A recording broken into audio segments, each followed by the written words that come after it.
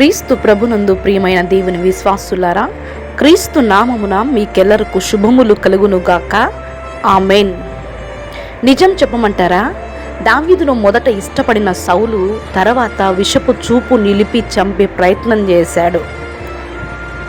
దావీదు కింద పనిచేసిన యోధులే తర్వాత దావీదును తరిమినటువంటి సందర్భాన్ని దావీదు గారు చూస్తారు.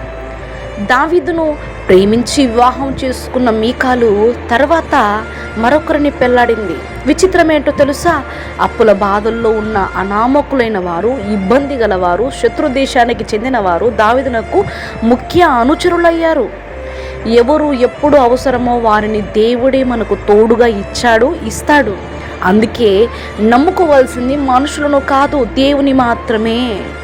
నీతో ఎవరు ఉన్నా ఎలా ఉన్నా అందరిని ప్రేమిద్దాం, యేసయ్య ప్రేమ చూపిద్దాం.